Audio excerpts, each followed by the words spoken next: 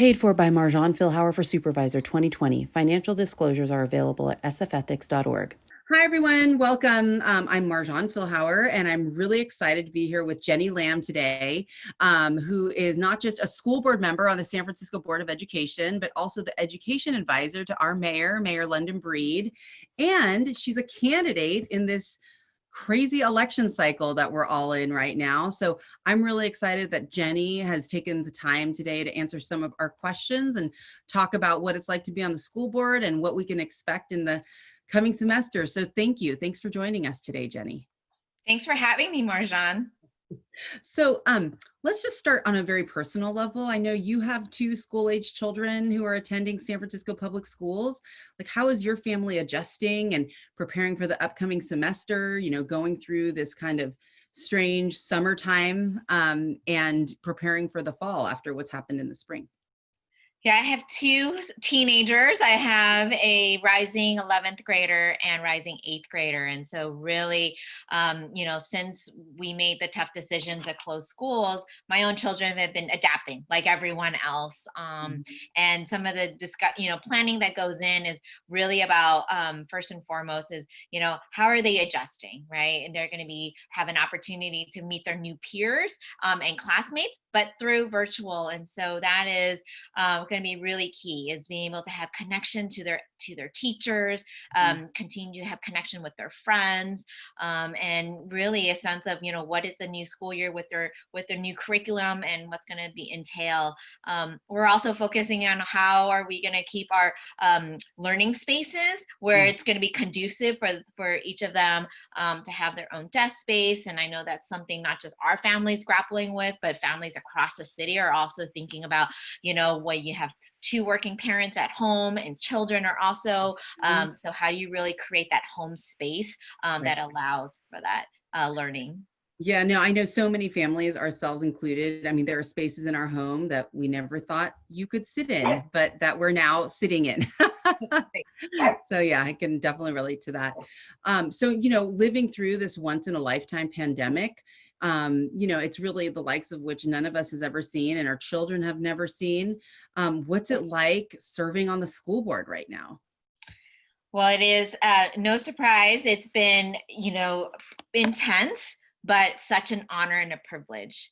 The fact that we serve over 56,000 students and families and their families, along with 10,000 of our employees and our educators, and what a critical, important public schools have in not just our city, but in our society, and how critical it is for democracy to have the investments in public education. And so, for me as a school board, I am honored to have been elected by San Franciscans, and that, we have some tough challenges ahead, but you have the confidence that you have caring educators, you have leadership, you have school board that is ready to tackle this together with our students and our families.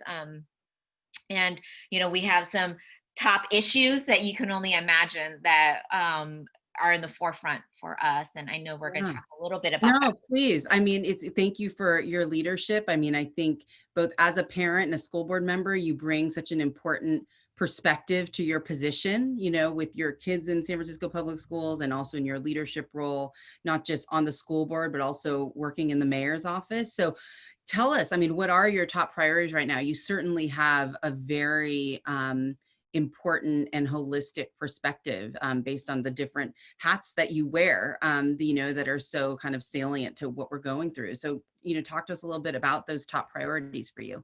Well, there's really no surprise, grounded in really four priorities and pillars that we're charged with that's ahead of us and really future focused.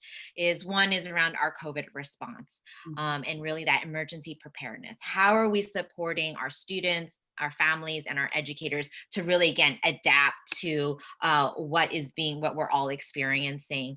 And that includes preparing for what learning in the fall looks like, and also being prepared as we get ready through a gradual return when the numbers, allow us to do so. And that's why it's so important to really talk about the health and safety of not only our school environments, but also, again, as a city and as a Bay Area region as well. And some of the opportunities that we have to really imagine, right, as we're doing learning and what's needed, ensuring, for example, social distancing. This will be an opportunity to really look at outdoor spaces. How are we leveraging our city resources like our amazing parks and libraries? And you have a lot of folks who are coming together to really think about those opportunities.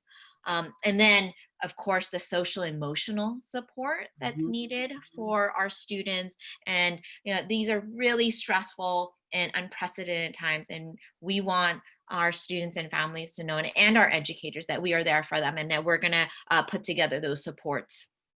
And then lastly, we cannot do this without strong fiscal budgeting, a sustainability, and investments that it takes. And we are going to continue do everything we can to fight for more funding, particularly at the federal level right now.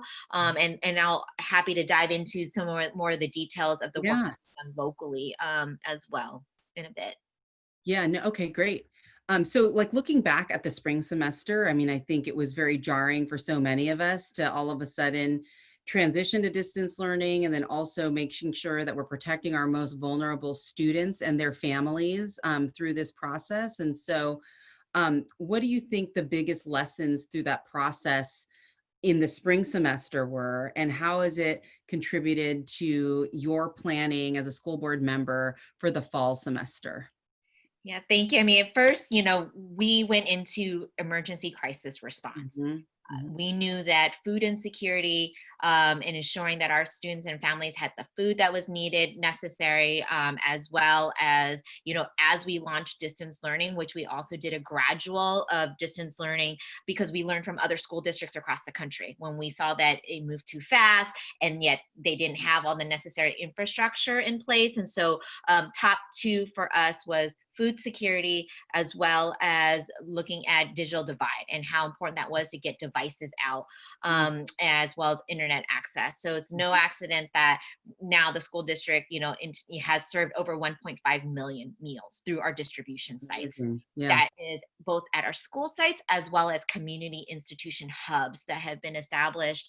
And then similarly with our digital divide and really addressing that, over 12,000 Chromebooks have been lent out, as well as 5,000 hotspots, and partnering with philanthropy and the city to really then address that Wi-Fi gap.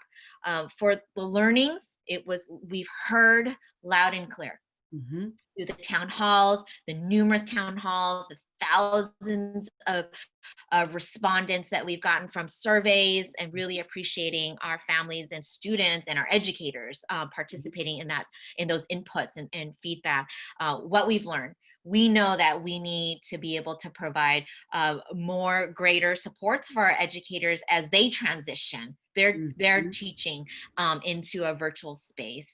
We also know that students have expressed, and families have also expressed, the importance of predictability, of being able to know, for example, structure and scheduling. So that's something that we've heard loud and clear, and that we are also incorporating, that what we call the continuity of learning, just being very clear, from each grade levels, what is it that you can anticipate for your child's learning progression. So, I know, with the announcement that we are, distance learning is happening, right? Eventually, I mean, there will be a day when we will be back in the classroom and we will be transitioning into whatever that new normal is going to look like.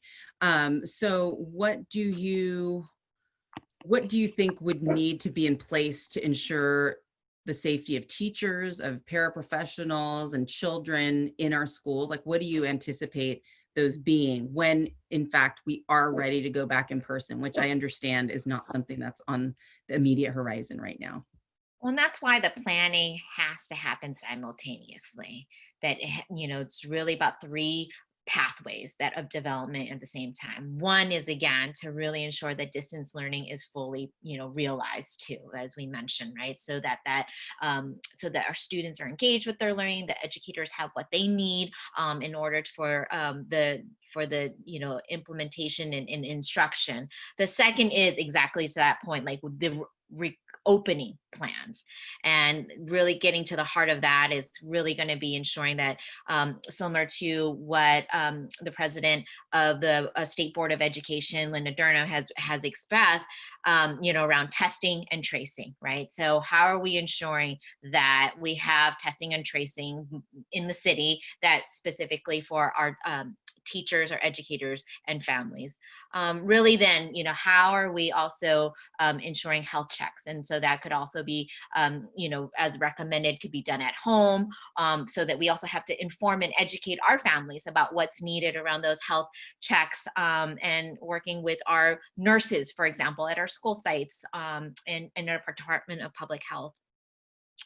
Next is around the physical distancing, right? And that's where I had opened up earlier with how we also have to start utilizing space in a new way. And really collectively, how we're going to do that, either through usage of classrooms, outdoor space, our parks, and other city resources, and like our libraries and institutions.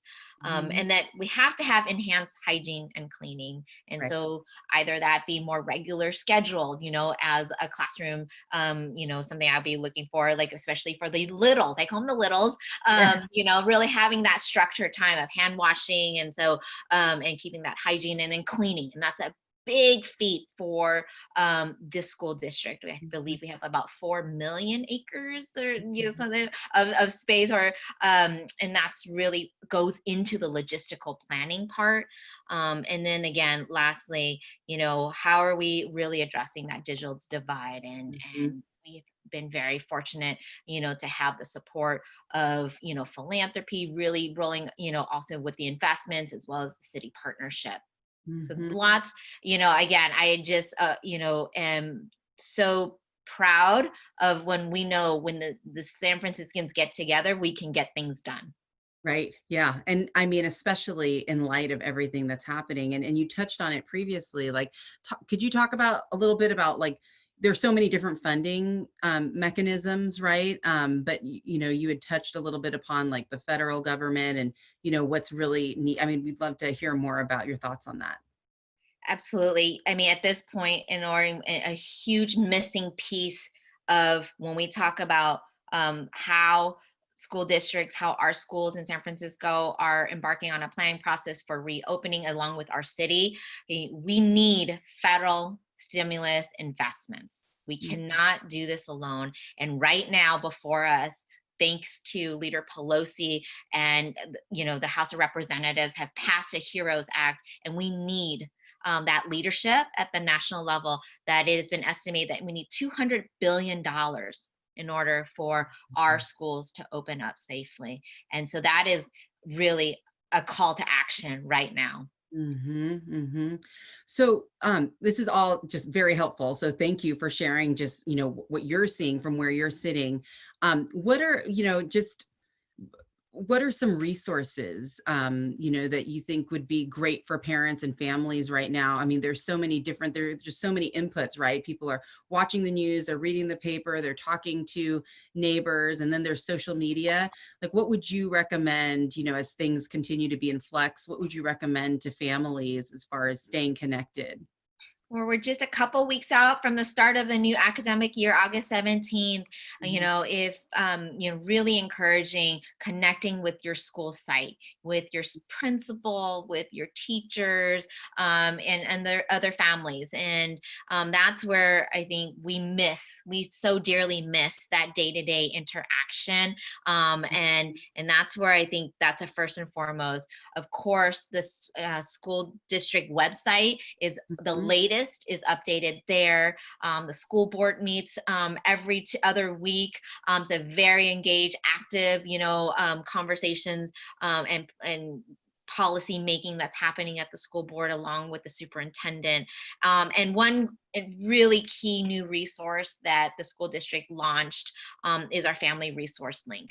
And Mhm. so it is a telephone line that you can call if you have, a question, you need support, or you just have general feedback that you want to share with the district, you can do so. And so there's 3 ways of getting in touch. The first is through the phone number 415 340 1716. And then you can also go to familylink.sfusd.edu. And then you can also send an email as well. So those are really active ways, to stay in touch. I also would just really, encourage that as a district, we are leading with equity and really ensuring that our all students, and particularly our most vulnerable students, and are living in really distressed times right now. And how do we ensure that all of the students are connected? And that's where, again, our CBO partners are going to be critical, as well as, there's been lots of discussion about programming, youth programming. I'm really excited that the city is going to be investing and really supporting the school district to ensure that that is enriching activities and programming for our students and families. That's wonderful. Thank you, Jenny. We'll make sure that we share out to those resources that you spelled out for us, because I think now, it's becoming more real that school is starting in one form or another. I mean, it's a distance learning form now, but so that's very, very helpful. And we just appreciate your leadership and your being at the helm in so many areas to really serve our families here in San Francisco. So thank you. Thank you so much. Okay. Bye.